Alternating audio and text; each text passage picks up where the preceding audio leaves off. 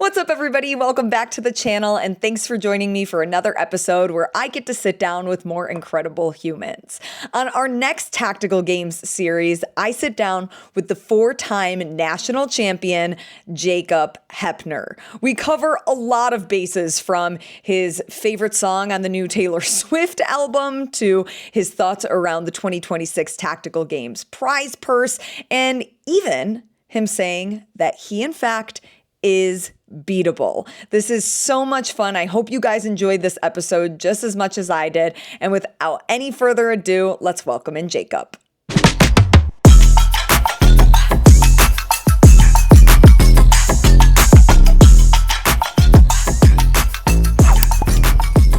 I gotta save all of the good questions for when we're recording. Jacob Heppner, four-time Tactical Games national champion. You look so serious when I say that. Why the stoic, serious, angry face? Oh, here we are. Yeah, I don't know. Yeah. I probably wouldn't have thought that when I first started the sport, but here we are. So 5 years later, actually, I guess. So I don't think a lot of people would have thought it when you started this CrossFit fitness yeah. guy trying to shoot guns. Yeah. Yeah. I mean, you go back and look at, I usually repost my old videos every now and again just for kicks and giggles. And it's a lot of kicks and it's a lot of giggles. I'm just going to end with that. I was dog poop. I'm still dog poop in a lot of things, but I was more dog poop back then. And it's kind of fun to watch where you start at and then where you end up at. So it's kind of fun. What were you the worst at when you start and you go back and watch old videos and you're like, what was I doing? I mean, you go back and watch old videos. The thing is, like, you can't videotape everything, right? So, like, what was I the worst at on video is different than what was I the worst at in general. What I was the worst at in general probably still, like, carries over to today, and that's usually long-range shooting to a degree. But, like, if you can't watch long-range shooting on video, 4 or 5 years ago, because I wasn't doing it.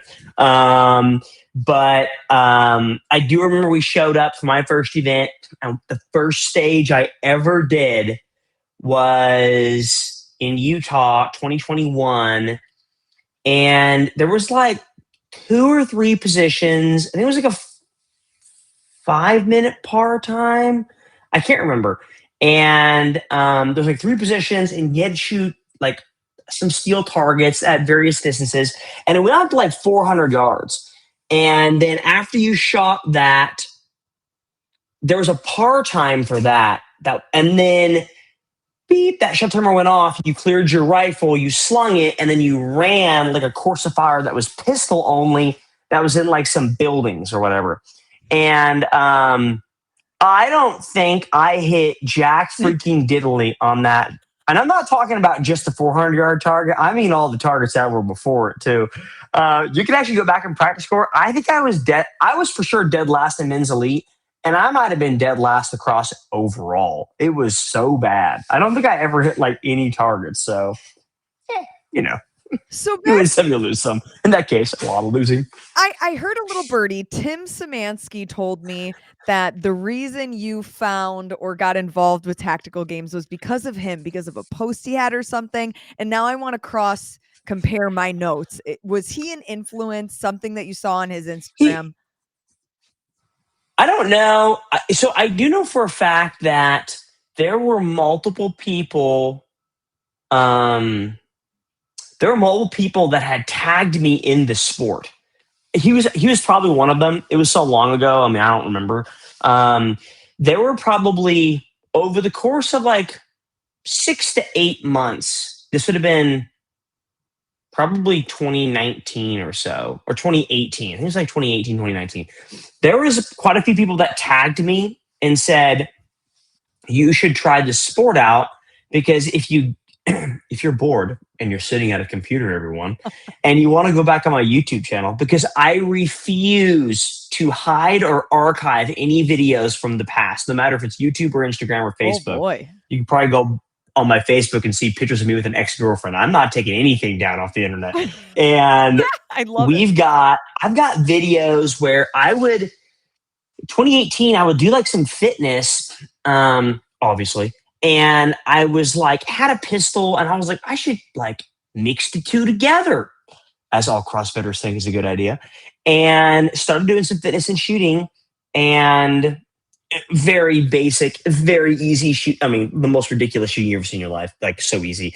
And because I put videos on YouTube because I'd film it and put the workouts up. I don't know why I did that, but I'm thankful I did because enough people saw them and laughed at it and tagged me and said, you should try this thing called Tactical Games. And honest to goodness, I don't remember who it was, but if Tim says he did, I guarantee he was one of them because there was probably like no less than 10 people that had said it to me. And it was enough that, one person says it, you're like, okay, like, shut up. Yeah. And then people said that I was like, I should look into what this is. At the time I was still competing in CrossFit. So I was like, kind of bookmarked it like, okay, well, if I ever decide that this fitness thing ain't panning out for me, I guess I'll go try and shoot guns and do fitness. So he's probably not wrong. Then what happened first? Did you decide, okay, I'm ready to retire my CrossFit Games endeavor and find something new? Or did you think, okay, I want to continue doing the CrossFit Games, the CrossFit season, and let me just try Tactical Games? Like, what was the sequence of events there where you jumped all in for Tac Games? Yeah. So rule of thumb in my book is you cannot be elite level at two things. Is very difficult unless they're very, very interconnected. I mean, like they'd have to be very, very tight at the hip. And so I don't think it's possible to be elite level at CrossFit and elite level at the Tactical Games. And so I decided at that point, it had been November of 2020. I didn't make the cut for the CrossFit Games at Aromas. I was 11th or 12th or something terrible. And so I decided to try something new. And I knew this sport was kind of in existence. So I was like, I can give that sport a shot. And then at the same time, I had been asked to box bridges. So I essentially took on boxing and shooting guns the same year to kind of learn both. And so at that point, I knew I was not coming back to CrossFit. You'll see some athletes that'll like say they're done, but they're really not. Mm-hmm. I'm going to mean what I say what I mean. So when I'm done, I'm done. I'm not going back. Unless I was paid a lot of money. So, there's a price for everything, Everybody has a number in their head that they'll come back. That's right. Price point. That's right. And speaking of price point, you see that they announced that there's going to be prize purses next year for the elites? Yeah. Your thoughts on that? Yeah, I think that's, they made a smart decision. Sorry. A phone call. They made Nick made a smart decision, I think, I'm not sure if it was his decision or not. I know he'd asked around for kind of advice, but I think the way he is doling out the prize purse is very intelligent. My kind of thought process when it came to that, and he came to his own conclusions from other people, I'm sure. But when I look at that, I think that's intelligent. I think when it comes time, if they do the same thing they did last year or this year, I should say, where you see a final heat and you see 5 men and 5 women in the elite side, everyone out there on that field of play should make money. It shouldn't be top 3. It should be all 5 of those people. Regardless if it's a large amount or a smaller amount, but in the grand scheme of things, like this is the first time we've seen a prize purse at Games, and I'm all for it. Wish it would happen this year, but wish it would happen any of the years I won, right? But I'm absolutely for it. I mean, it grows the sport. I'm here. I want to win, but at the same time, I'm here because I want to see the sport grow. I think the sport is awesome. I think the sport needs to grow. I think it's beneficial for, myself, but a lot of other people that I have seen that have gleaned more benefit from me because of their job requirements. Sal Hernandez is a great example of that. And so, I think it's the next step to the inevitable of growing the sport is let's put some money on the line and see what people do for it. So, how do you think that it might change the way that we see the 2026 season? Do you think that we're going to see athletes come out of the woodworks who maybe have never competed in Tactical Games before? Maybe not necessarily coming from CrossFit, but maybe are coming from 2-gun, 3-gun, other shooting sports? Or do you think that the elite fields will mostly look the same? Yes, good question. I think it's a hybrid of both. When Jared Halbert had previously owned the company, I had showed up and shot with him for a weekend because he saw how dog poo-poo I was in Utah, and he felt probably like sad for me, like a three-legged dog. And He's like, he had let me asked me the take this same guy under question. my wing and let me help him so that he doesn't hurt himself. You see, Jacob, this is the end the bullet comes out of. And so when he had me over there, we had talked very briefly about this, and he wasn't in the probably the financial situation now that Nick is, right? Yeah. To be able to put money up. But he still had the same question. And my answer then is the same answer I have now. And that is like, you're going to put money up and it's going to grow the sport because people are going to see it, right? I don't think anyone's going to show up and the elite field will change next year because of putting money up, but it will bring people into the sport that maybe would not have been interested in it before. And the fact of the matter is, like for CrossFit, like, I made money and I didn't have to win the CrossFit Games, but I made enough money to make it worth my time. And the same hasn't been true, and probably in a more expensive sport now than the CrossFit Games is. I'm not shooting ammo for CrossFit. And so it's a more expensive sport, but putting money up, people see it and like, okay, and it'll probably continue to grow. I don't think you're going to see like, it would be a tough pill to swallow to say 2026, we got a prize purse that's monetarily, and then 2027, we don't. That would suck for the sport. It could happen. I don't think you're going to see that happen. So I think a prize purse will continue to see it grow. It'll bring people in that have not been interested in it before, but those people have a large uphill battle that I don't think is possible to overcome in a year, no matter what sport they come from. Okay, interesting. So, you said you wish that the prize purses had come one of the last 4 years. You've been the most dominant elite male athlete in the sport that Tactical Games has ever seen. So my question to you is, can anybody actually beat you? And I do mean that as a serious question. What does Jacob Heppner think? Like at this point, can anybody dethrone you? Yeah. So the difference between our sport and let's say CrossFit, since that's the only one I can really compare it to, is there is a lot of things that are outside, that are somewhat inside your control, but not really. Yeah, you could do as much checking on your firearm, on your ammo, on your equipment as humanly freaking possible. But come the day of, you might have a malfunction that takes you from, I'm going to win this whole event to I'm now taking second because I had a squib or, good example, because we'll get to it at some point, is like Kurt had an issue with his optic last year that took him out of like contention. Right. And so like, those are things that are outside your control. It is definitely some things like that make me miss CrossFit, because in the grand scheme of things, I can show up straight up naked in a pair of underwear at the CrossFit Games. They're going to give me grips. They're going to give me clothes because can't wear my own. Yeah. I can go borrow knee sleeves or go up the Ray-Ban booth and ask for some, and I'm golden. I'm golden. Like, you're not going to have grips that are going to rip on the field of play. It happens, but they're new. So like, you're not going to have equipment issues. More than likely, we've seen it recently, but more than likely, you're not going to see it. That's going to take you from a winning to a second place or to a losing. Whereas TAC Games, it exists. So like, in my mind, while I hate that, really do hate it, it means it's anyone's play, right? It means I could have a bad week and I could have an equipment failure and go from first to second or go from first to whatever. And that could happen to anyone that shows up. When it comes time, if you take equipment out of it and you say everyone's equipment is going to function perfectly across the board, if you take that variable out of the situation, there are a lot of guys who could beat me next year. There are a lot of guys who could beat me this year. Kurt, unfortunately, is one of them. He just had a moment that I'm sure he's going to kick himself off. We talked about it. I gave him a day or two. Actually, I think I just gave him a day. And then the next day, we talked about it quite in depth. And by the third day, I told him, like, you know what? I said, Kurt, like, it's going to suck next year for me. And he goes, why? I says, because you're going to be pissed all year about one stupid stage.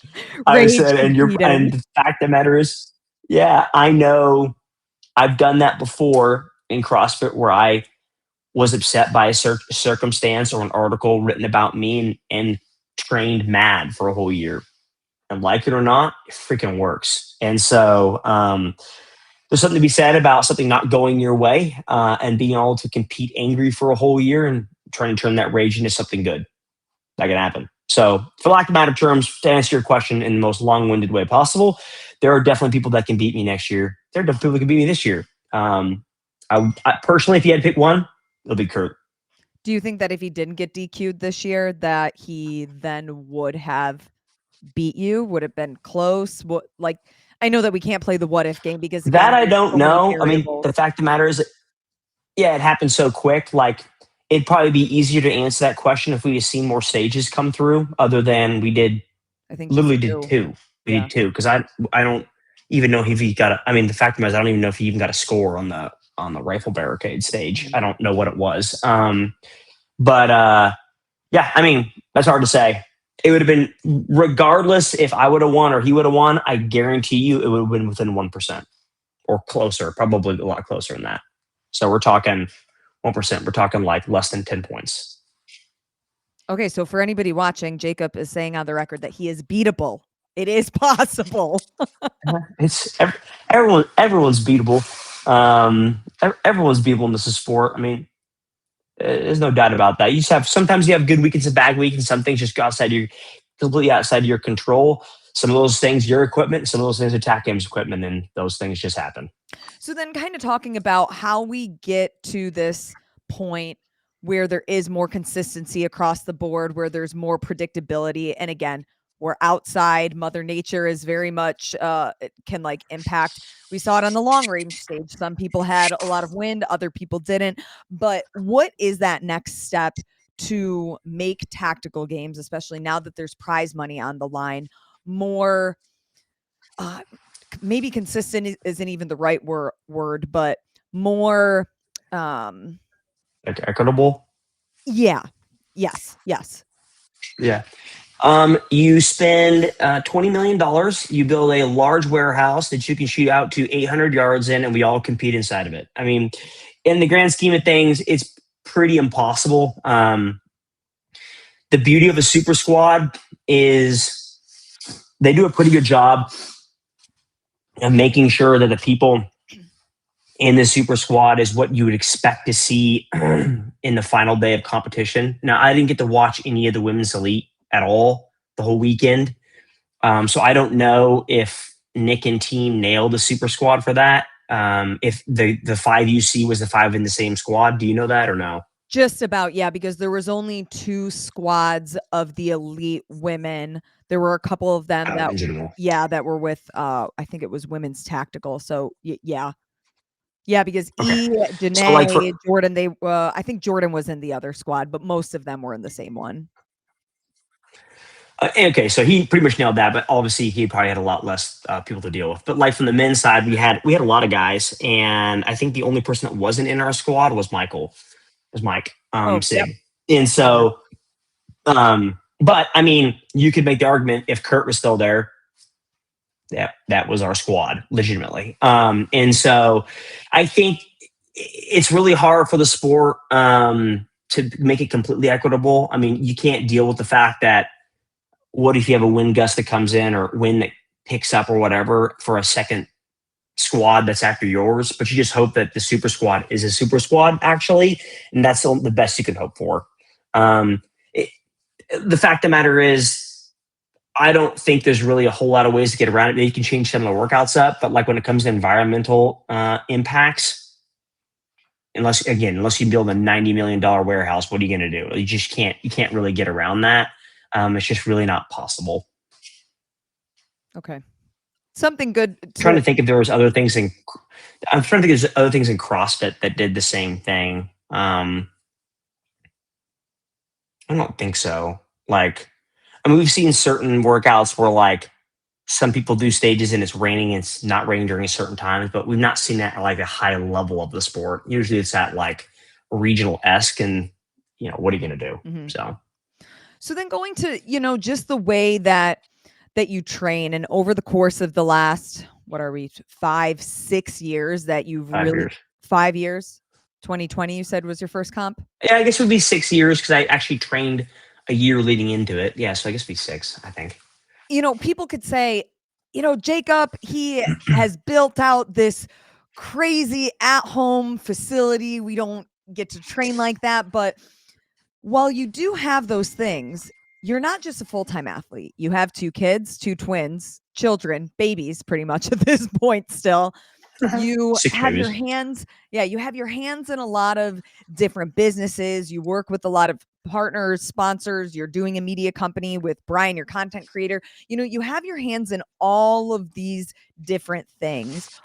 So what is it that you're doing different that allows you to consistently win and not get beat by anybody, not just at nationals, but also during the regional season? I know that there was one regional that you did not win, but you had a fun bet going on and a whole different rifle that I don't even know what it's called. It's somewhere on the back. It's not on the wall. It's The lever. where is that? Oh, it's gonna be. Are you going to SHOT Show? I don't know yet. Maybe. Are you going to bring it? It'll be. I always have. If you go to SHOT Show for the past like 4 years, I always have a rifle or multiple rifles at SHOT Show in different booths. It's kind of like a fun thing we do. So my rifle will be at the Cerakote booth, which Cerakote is the company that makes the paint that goes on the guns that is applicated. But the gold lever action will be at the Cerakote booth for everyone to make fun of and point at. I love it. That's what makes you Jacob. Yeah, that was just a fun bet. We'll get into another bet for next year. We're trying to get Nick. I'll make Nick watch this podcast and then hear about it and have to text me if he's okay with it. But we'll get that in a second. To answer your question, I could not run the companies I run, still be involved. Granted, I've only had kids for now a year and like 3 months. It's not been here for 6 years. But I couldn't do what I do if I didn't have, to be quite frank, if I didn't have the gym and the range of my property. There's no way that I could stay competitive at a high level and not have those on my property. So if I still had those companies for the past couple of years, I would have not won because I don't have the time to drive, 20 minutes there to a range and 20 minutes back. It's a waste of time that I have to applicate in other companies or to the family side of things in order to keep things afloat here on the homestead. So it just wouldn't happen. So to answer your question, in order to do what I do, I have to have those things. And I know that's probably not the answer you wanted, but it is because I have a gym and a range on my property that allows me to continue to do what I do. If not, wouldn't happen. But I think that is interesting that is the separator. And this is the only almost like comparison that I can think of. And it's not perfect, but we can get into it. You look at CrossFit as a sport. You look at the CrossFit Games. You look at the way that training camps have blown up on the scene, whether it's HWPO, Proven, Brute, Comp Train, Invictus. And it seems like those hubs are the reason why we've seen some of the most elite athletes come out and win. It's these training environments. Do you think that for tactical games, kind of the next evolution of the training cycle is maybe not necessarily people having the property and space to have what you have, but almost having facilities like that operate as training camps? Yeah. I mean, a better comparison example, this is no way is me trying to make a metaphor that puts me at this level. But what we saw in CrossFit was when it first started, people treated it as a training program. And then there was money in it. And people were like, oh, this is somewhat serious, yes? And then we saw Rich go from this is a side gig to this is my full gig, and I'm only going to do this, and I have no other job to support me other than the fact that I'm making money from this and sponsors associated with it. And he was probably the first person to legitimize the sport and actually say to himself, this is all I do. I ain't doing other jobs. This is it. So from the TAC Games perspective, now granted, we have a lot less money on the line. Heck, we haven't had any money on the line until this year, and still a lot less money. It's what I've basically focused on only the sport. We have a lot of guys in the sport that do a lot of other things, but this is the only thing I train for, and it's the only thing I care about. When it comes to physical fitness side, did it help I came from CrossFit? Absolutely. Did it help I didn't have any fitness or shooting background? No. But this is the only thing I focus on. So that definitely helped out quite a bit. And this is, having those things on the property and making it almost into a full-time gig, obviously was tremendously helpful, like your original question asked. So you don't foresee, because right now, like the only other facility that really is like yours is the one when we went to camps was your question. Yeah. Camps. Because, you go to even Tactical Games HQ, they have their HQ with all of their fitness stuff, but then you have to drive to the range. The only other facility that's somewhat similar to yours, at least to my knowledge, is the Poland Shooting Center in Poland. They have their fitness gym affiliate, and then they have their range. But even so, you can't really do the fitness and the range the way that yours is. Yeah, like your layout is just so unique that I'm curious if you think more of those at some point would pop up as more of like training facilities. Yeah, probably not. I don't think there's money in it. Obviously, someone has to have just the money just to throw at it and say, like, the funny thing is that barn wasn't actually supposed to be built right there. It was going to be built in a different spot, and we moved it after they had already flattened the ground and prepped the ground on the original spot. Nice. And after we moved it, I realized what I was capable of doing. I mean, the fact of the matter, I can shoot in my barn, through my barn, around my barn. As long as I don't hit my barn, I don't care. And so I quickly realized that I'm sure there exists out there in the world another layout like mine. You probably don't see it. It's probably not talked about, whether it's DOD or someplace else that probably exists. But from a privatized sector, yeah, I'm pretty sure I'm probably the only person who has something like this. From a camp perspective, from a training, like we've seen, like San Antonio has a pretty good group that gets together often and does a lot of training. You'll probably see more of that. I think what's happening is you're in early stages growth of a sport where you have people doing it and it's growing. And so you have like little groups of clumps that are starting, but like you have people pop up that are like, hey, I'm from, somewhere in Tennessee and there's no one around them. So they can't really train with each other. But as the sport grows, I'm sure those clumps turn into more and more people. And so I'm sure you'll see groups of people train more and more. I have absolutely, and I'm currently in the process of trying to convince someone you might know to move out here and train with me full time and spend time with me and move to Kansas City. But I will not name names on that person. So how's that working? What's the status?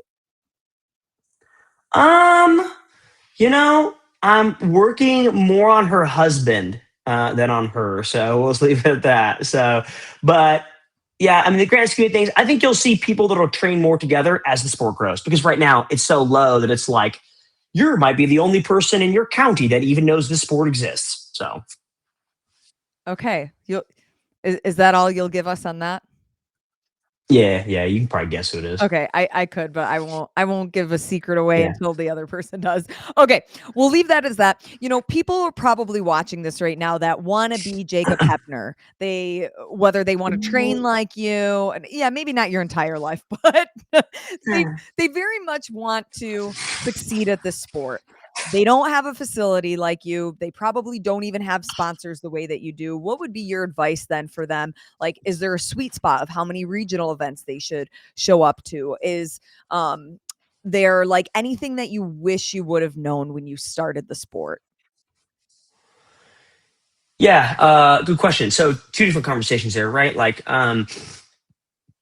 how do you train for the sport and to get started from the sport? And then maybe like your question on sponsorship is like, okay, well, the sport is expensive. Like, how do I actually approach that area when it comes to sponsorship, right? So first question was the training side of things. Like when I first started, I wasn't working with any companies. What freaking company is going to work with some CrossFitter who picks up a gun and can't even like shoot accurately with it, right? Ain't nobody. Yeah. And so basically I had the fitness background, so I'll put that to the side. But from the shooting side, I pretty much do next to nothing. And so when you approach it from that perspective, I was told over and over that you should dry fire. And when I heard that, I'm not gonna lie, it's like the first time I heard about zone 2 in fitness. I'm like, that sounds like a bunch of hogwash and sounds like a waste of my time. Um, I got told so much to do dry fire that I was like, I'm gonna do it for a month and every day for a month. At the end of the month, then I can tell the next person that says, you should do dry fire, that they're an idiot and I trained it for a month and it was a waste of my time. So every day for a month, I did it. I was probably 2 weeks in, and I realized how beneficial it was, even if it was just 10 to 15 minutes a day, how vastly beneficial it was. And so, people right now probably see a lot of my training when it comes to, ain't no one putting dry fire on their Instagram. It's boring as crap to watch. Like, I it's not did. fun to watch. So you see a lot of shooting content instead. But the fact of the matter is, for every time you probably see me shoot, I'm probably dry firing twice as much. And so what people need to realize is that's free, right? As long as you have a firearm, which hopefully you do if you're going to do this sport, and as long as you have like a freaking Post-it note, you can shove it on a wall and you can learn to dry fire. And that's the easiest way to get better at a sport. And that can be applied to pretty much any shooting sport within reason. Obviously, there's different nuances for every different sport, but at least for our sport, man, Post-it note in your gun and a Sharpie to mark a target on it, you're golden. And so that's what I started with. And to this day, I still do the same thing, just maybe less Post-it notes. Less of the Post-its. Okay. Is there a sweet spot for how many regional events people should sign up to if they really want to get better and then be able to mix the fitness with the shooting? Yeah. So great question. So I learn something every time I go to a regional event. Aaron Clark and I had a good conversation after nationals this year, and he did one national event this year, and that was in Idaho. And to answer your question, like your previous question, like Aaron Clark was going to beat me in Idaho until he just messed up on a spinner and couldn't flip it over. And so, like, to answer your question, like, it's unbeatable. Yeah. But luckily, I put sandpaper on that spinner for Aaron before he went, so he could flip it. But like when it comes to a regional event, I learn something every time I go to one.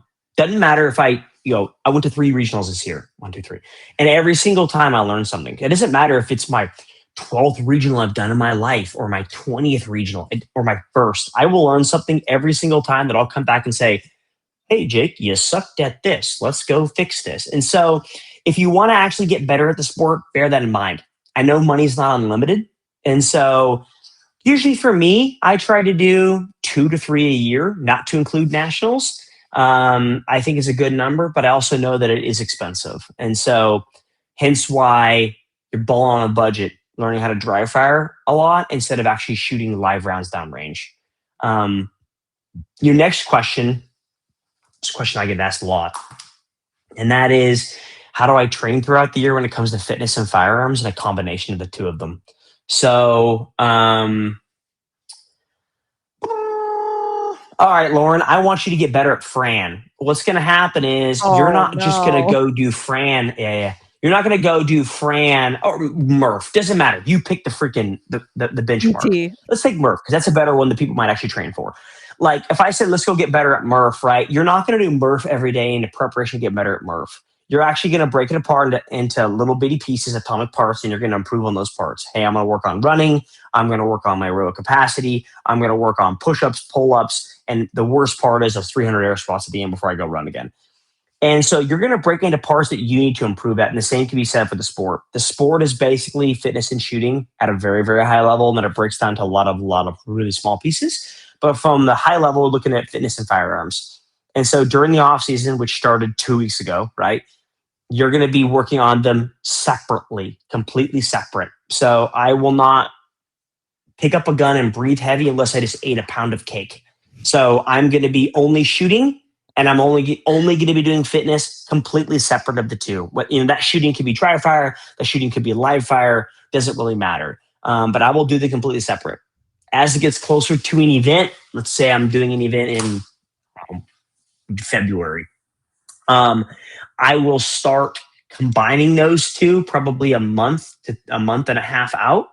And it won't be like a lot, but it'll be just enough to kind of get an idea of like, okay, what I need to work on, like is what I've done in fitness and what I've done for firearms, are they connecting with each other? And I'll kind of make those connections, kind of figure out what I'm missing. But I won't do that until closer to the event. When it gets close to nationals, basically I'm doing like 2-3 months out leading into the event. So that's basically what my season looks like. It's separate and then combined when it gets closer to regionals, and then it goes closer to nationals. Okay. We've covered a lot of the informational, serious, about Jacob and the sport and to get better. But now I want to have a little bit of fun. And you're a fun guy, Jacob. You do bets, you paint or have your company paint your guns into wacky crazy designs. Can you move back to, there we go. Okay. So they're numbered. What is the favorite back there? Oh crap. So they're numbered. This is my first year rifle.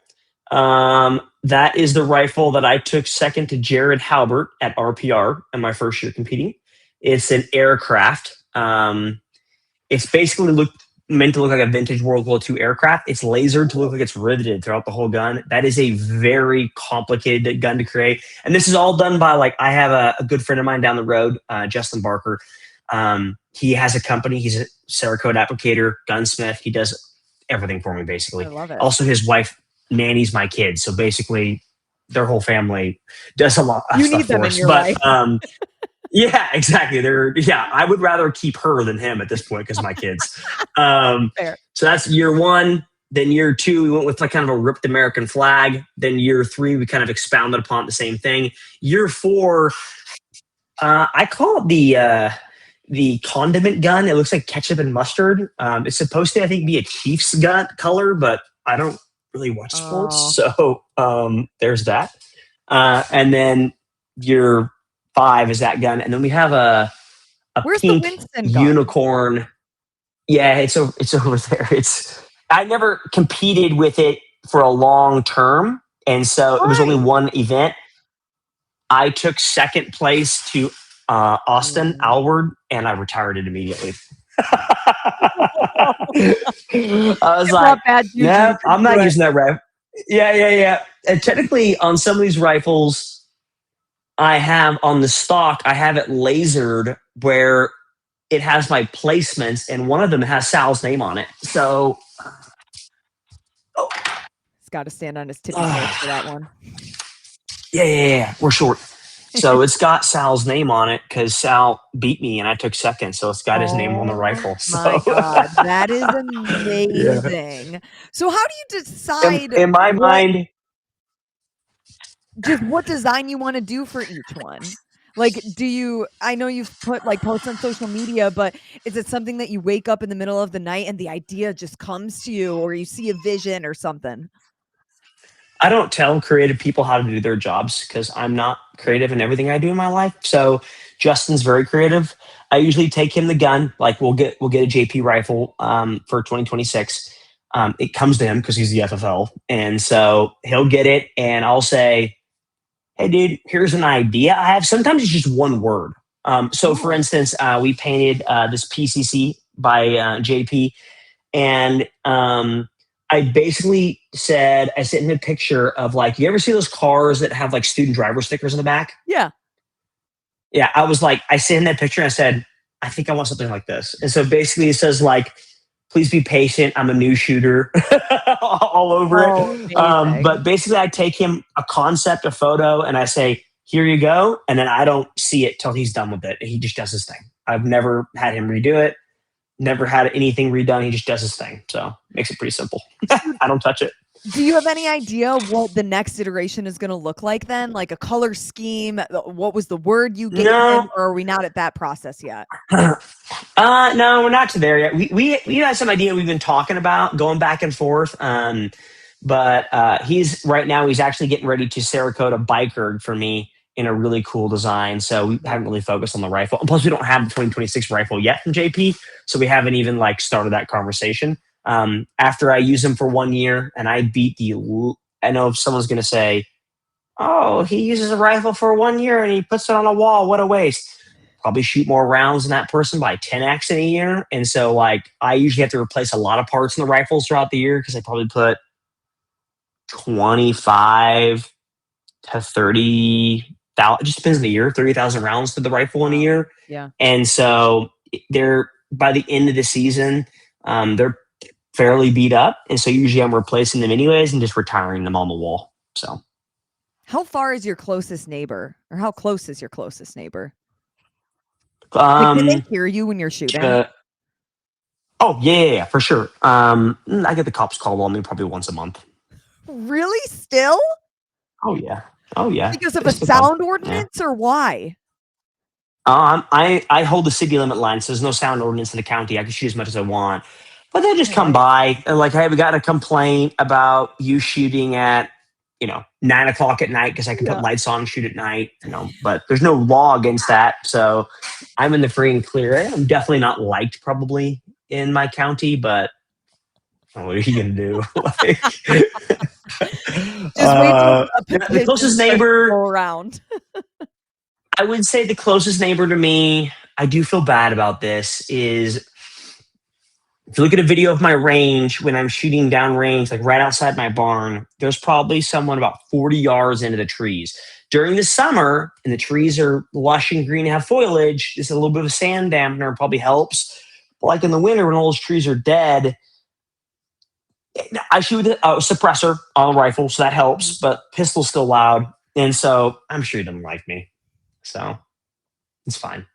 What's going to be the new thing that you really want to add to your barn gym? Do you have a strengther yet? I think I have the 4th one ever made. Wow, number 4 that was ever manufactured. Yeah, it's definitely a single digit. Greg, I've been friends with Greg for ever. I think I met him at my second year at the CrossFit Games.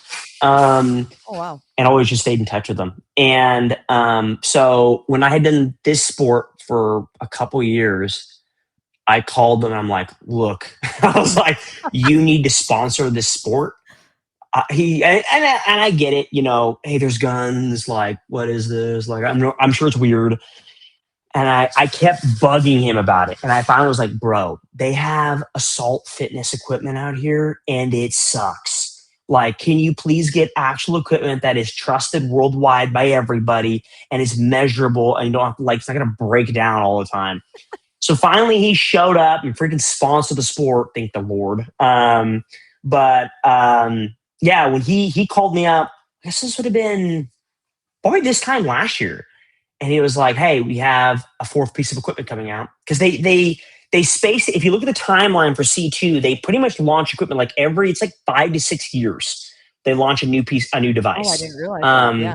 Went row, went ski, went bike, and went strength third. So Greg calls me up and goes, hey, we got a new piece of equipment coming out. I need you to sign an NDA before you get on this, which I have no problem doing. And then we're going to show it to you. So I signed an NDA, get on this call, and he's like, hey, I stopped him before he showed it to me on a screen. And I said, okay, I want to make some guesses. I want to make some educated guesses to see if I can nail it. And he goes, all right. He goes, I'll give you 3. You're not going to get close. And sure as crap, I wasn't even remotely in a ballpark. What were your guesses? I remember the first time I saw the I went with, to be selfish, I went with selfish things that I wanted to see concept to. And I'm sure I'm not the only one, but I went with stepper, or like a stepping machine, like a Stairmaster. Yep. I went with runner, and maybe I went with fan bike. I don't remember, but I went with things that already exist on the market, but I thought C2 could create using flywheel system. He showed me the strength third, and I'll be honest, because I've told the story before, and it comes out to be pretty good. I thought it was stupid when I saw it. I was like, first of all, I was saddened. Yeah. Later, I didn't tell him that day. I was saddened because I wanted to see, the 3 things that I just named. And I was saddened when I saw it, like, it would have been dope if it was like a runner, because like I could get involved and do a lot of things with it. And I saw it. I was like, I don't know what this is. I didn't understand it. He sent me one. I started jerking around with it and playing around with it. And at first, it was kind of complicated because, when you have a new piece of machine, there's not a whole lot of information on it. You're kind of like, I don't know how to use this. I don't know what this is. And now that we've seen it used quite a bit, I think when people first saw it, to include myself, I thought this is for your grandma, basically. Yeah. And Greg had sent me some stuff. And he goes, okay, I get it. Try some of these workouts that I have created. And then at the end of it, if you think it's for your grandma, you tell me. And I was like, game on.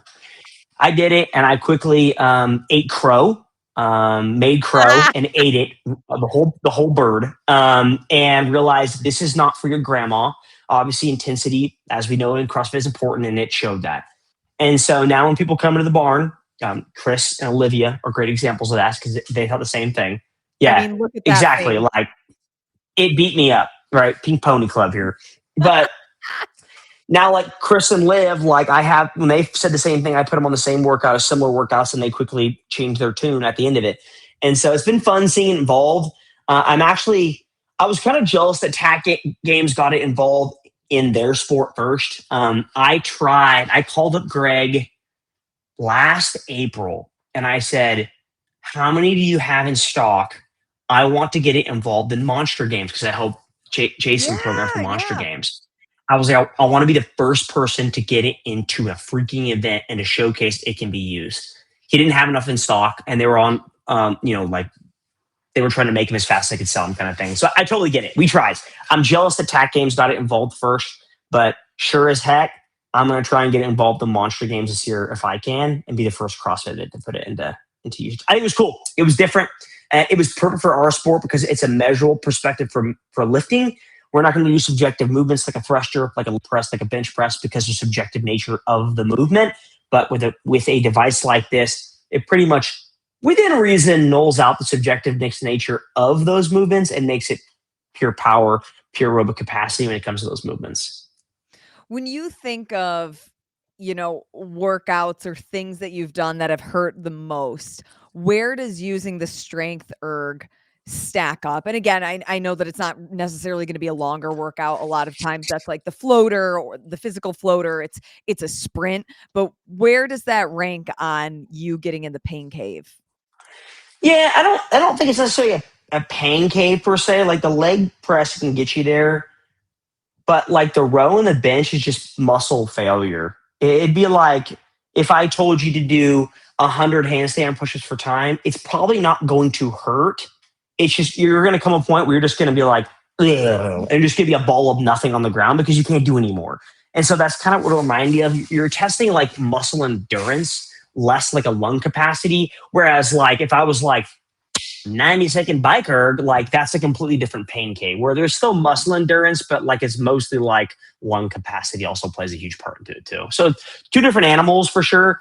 The leg press, I think, is a different animal compared to the other two, the row and the press on the machine though. And allows you to kind of into the pain cave more, I think. I think it's interesting you brought up handstand push-ups specifically because your video of the year in the CrossFit Open when we had to measure our forearms for that stupid standard of the handstand push-up. If anybody hasn't seen this, I'm sure it's still on your YouTube video somewhere or on your YouTube I don't delete anything. He doesn't delete anything. It's archived somewhere. Jacob Heppner it's not archived. It's public. could not reach the standard for the new handstand push-up. And then the next year, you were on your fists doing handstand push-ups. And that really taught me something about you, that you will find a way through, even if you have to change and look for loopholes. I'm curious, like how that mindset has transitioned into tactical games, or if you can think of some kind of scenario where it's almost similar to that experience where, oh, my body doesn't work for the best way. Let me show you. Hold my beer. Yeah, I don't think like from the fitness side of things, like the fitness in the tactical games is very basic. There's not like there are a lot of things in our sport in the tactical games that allow us to find the existence of ways not to work around things, but to be more efficient at things. A couple of things you've probably seen change over the years in the TAC games. probably before you showed up. When I first showed up at TAC Games, we had to do sandbag cleans over items. For females, a lot of the bags are cubic or cube in nature. They're all kind of the same size, especially a 100-pound bag. Even a 150 is very cube in nature. But for males, we get the heavier bags, like a 200 or 250, because more rectangular, because we have taller bags usually to get that weight in. And so when I first showed up at the sport, a lot of guys were picking them up from a vertical perspective and trying to put it over a bar. And I was like, heck to the nah, I'm already short. I'm not going to do that. And I'm picking it up lengthwise instead. And so now you see that's kind of a common knowledge and common occurrence.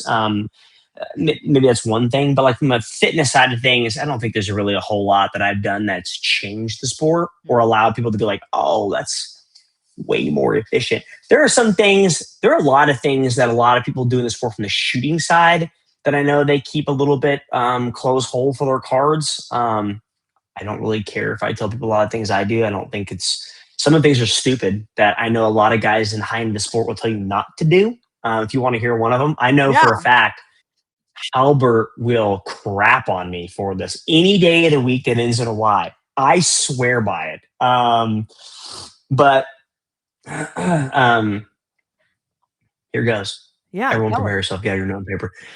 For your rifle, you zero it, yeah? Yeah. You zero your rifle? Yes. It's a yes or no question. You zero your rifle. That's it, yes. Yes. And then when you either do holds or you dial, right, for your rifle. So, for the people listening, like if you're holding, right, I'm shooting a target at this distance, so I'm going to hold under or over a target or on a target, depending upon the distance to the target. Mm-hmm. And then if you learn how to dial, you quickly realize, okay, well, dialing is a little bit easier. I don't have to think about holding the target. And most people will dial for tactical games because of the fact that if there's one target, we'll make that assumption, they're going to dial for the target because they don't have to think. They put the dot on the point of aim as point of impact, pull the trigger. Assuming all things are correct, line up, you're going to hit that spot. I dial my pistol. What? Yeah. So why? My pistol, I don't want to think about where I'm holding for a target for a pistol, so I dial it. Yeah. Sounds really stupid. Jared's going to crap all over me. But like I use my pistol optic, I change the zero depending upon the distance of the target for every single stage I go to. Now, you could make the argument that most targets are usually around the same distance.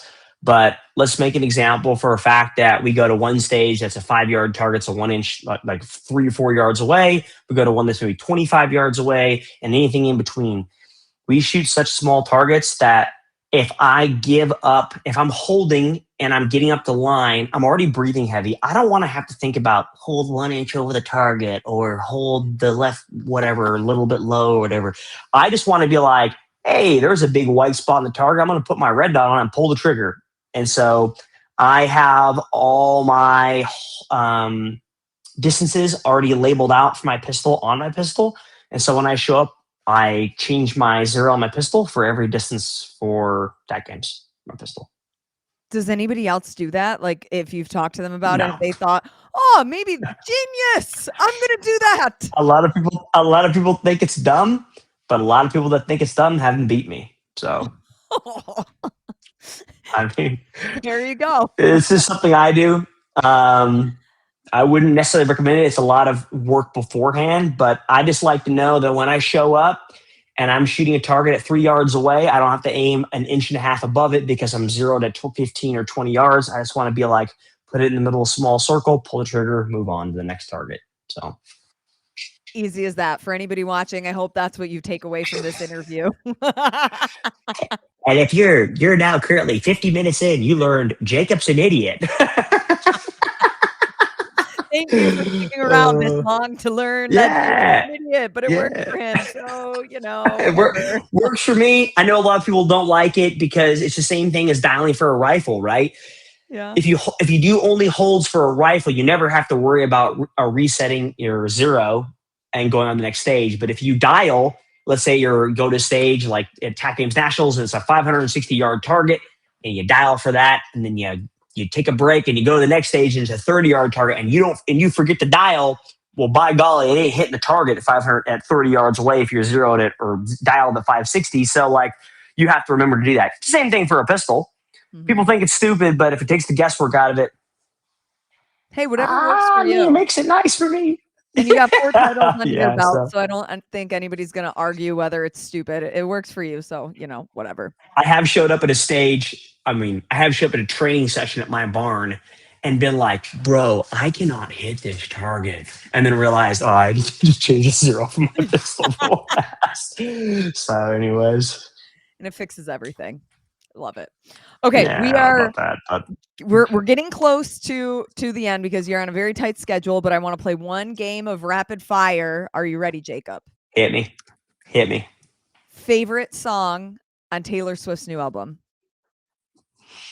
Ooh. DCB, I can't rapid fire any questions, so I like to tell stories. I'm anecdotal by heart. Okay. Ophelia's pretty good. There's a couple good songs. I definitely have listened to that quite a bit in the barn. I already mentioned to you, it. I have a media company. And we did a lot of media for myself and realized that I could do it for other companies. Local, national brand, didn't matter. So we were starting to do we had pitched to do some media content for a very large but not national lumber yard in Kansas City. And this would have been a couple months ago. Okay. They're a very good company. Their social media is subpar. And so I hit them up and to do some content, and we're going to do some content for them. And I said, look, we can sit down and create content like why you're better than Home Depot or whatever, that's fine. We can do that. And I'm sure you'll appreciate that. I said, but let me pitch you an idea about what I think would be a viral reel. And he goes, okay. He goes, hit me with it. I said, you're a Kansas City lumberyard. Yeah. He goes, you know where this is going. He goes, yeah, I am. I said, you're based in Kansas City. He goes, yeah. He's answering, yeah, like you're an idiot, Jacob. Of course I am. I said, you're a Taylor Swift fan? He goes, I have a daughter. I go, have you listened to her song called Wood? And he goes, yeah. I go, do you know the premise behind it? He goes, no. I said, well, it's based upon Travis Kelce and his manhood. I said, which, for lack of better terms, you could call Wood, and this is what she did in her song. I said, do you recall that you're a Kansas City lumberyard? He goes, yeah. I said, we should do a song about that. So I laid this all out. I laid out the whole script, all the scenes, all the B-roll, the whole 9 yards, sent it to him. Wow. He was like, this is really, yeah, that's basically what I do. I'm the creative guy in the company. Hey, he goes, this is amazing. Then he pitched it to his boss and he came back and said, they thought it was cheesy. I said, your fault, your loss. I could have made a viral reel. I should take it to somebody else and do it if I'm being honest at this point. But you should, because the Swifties, it doesn't matter if it's cheesy. People would get behind that. Oh man. I was like, how many decks have you guys created in Kansas City off of using redwood? And he's like, a lot. He goes, a lot. I say, we need to go film some of those. But yeah, so that was my anecdotal story for Taylor Swift songs way too long. Okay. We'll only have time for a couple more, but that's okay. Are you watching Stranger Things? Nope. Have you ever? I have, but what are we watching right now? We're watching Landman. Landman? I don't think I know that one. Yeah, it's oh crap. Who does Tyler Sheridan does them all. He did the same guy did Yellowstone. So we're watching Landman right now. But that's great. Yeah. Not sure. Also, it's kind of scary.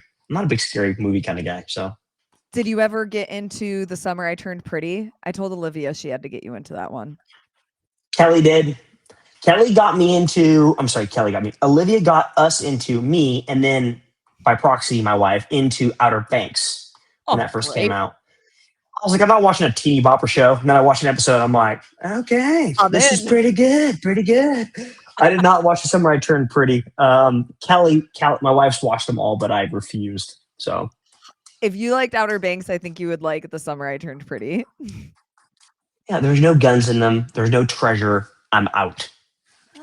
Yeah, but don't hate it till you try it. Yeah. Is Winston ever gonna get a friend, another furry friend?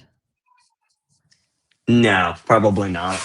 Probably not. So it's too much work. You realize I gave him 2 friends. I got him 2 babies. Like, I'm not gonna get another dog out here. It's just way too much work to have 2 dogs and 2 kids at the same time.